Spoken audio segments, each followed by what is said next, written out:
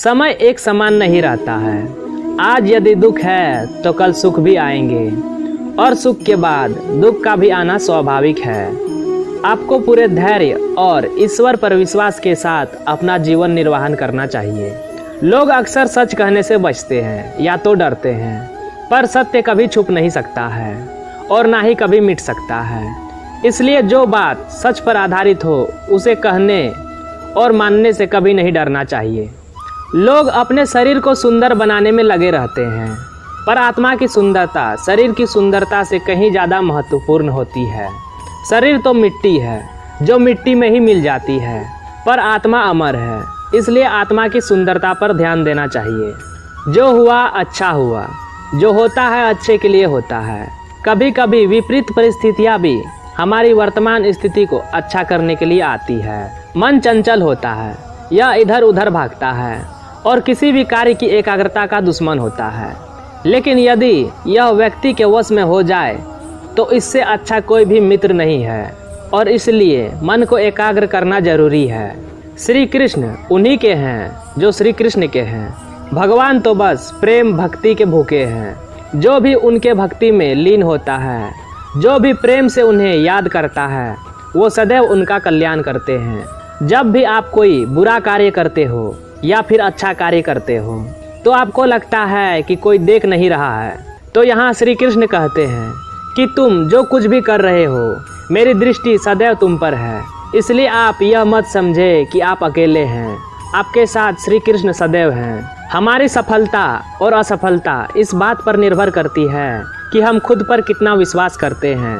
व्यक्ति जो चाहे बन सकता है यदि पूरे विश्वास के साथ अपने लक्ष्य पर लगातार चलता रहे।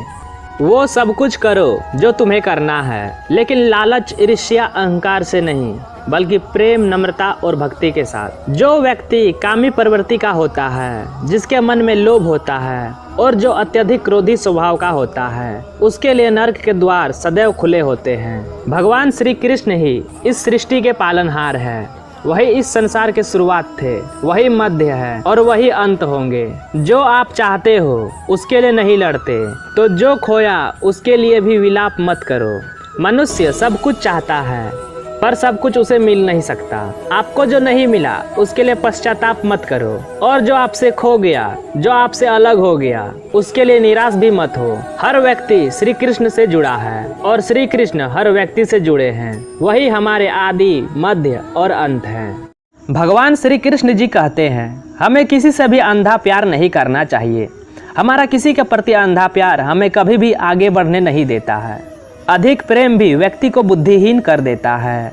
अनुमान मन की कल्पना है और अनुभव जिंदगी का सबक है। सच्ची खुशी तभी होती है जब आपकी सोच, कथन और कर्म में समानता हो।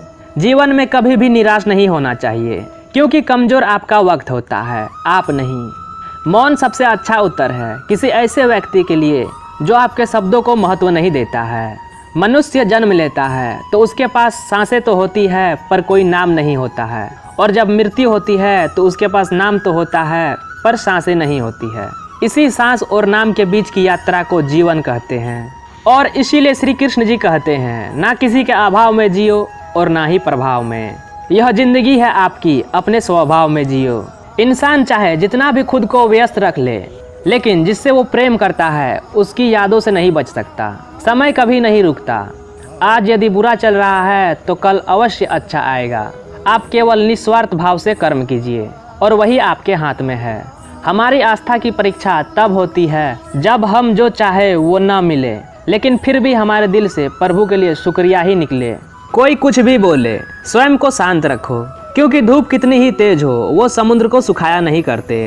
तुम उसके लिए शौक करते हो जो शौक करने के योग्य नहीं है, और फिर भी ज्ञान की बातें करते हो। बुद्धिमान व्यक्ति ना जीवित और ना ही मृत व्यक्ति के लिए शोक करते हैं। तुम अपनी पीड़ा के लिए संसार को दोष मत दो, अपने मन को समझाओ। तुम्हारे मन का परिवर्तन ही तुम्हारे दुखों का अंत है।